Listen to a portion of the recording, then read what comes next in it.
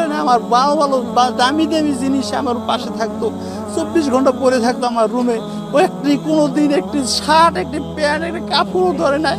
ও এই ধরনের একটি ছেলে ছিল, কোনোদিনও পাতের অভাবে আজকের গিয়েও মৃত্যুবরণ করছে না। মানি না, আমরা বিচার চাই। আপনারা যারা গণমাধ্যম আছেন, আপনারা এর সঠিক নিউজ করে জানেন এই যে বিচার হয়। মানে আমাদের প্রধান উপদেষ্টা আছে ডক্টর মোহাম্মদ ইউনূস হোসেন, তার সে জানি দেখে বিচারের আওতায় নেওয়া হয়।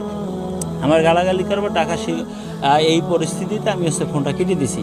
এরপর শুনতেছি ওকে পিটিয়ে রাত্র 3টায় ফেসবুকে দেখি, রাত্র 3টার সময় আপলোড মাথায় গেছে। হ্যাঁ, আমি ওকে 2টি বছর আমার রুমে রেখে ওরে সুস্থ করে, ফুল দিব্যি সুস্থ করে ওরে আমি ভালো করেছি।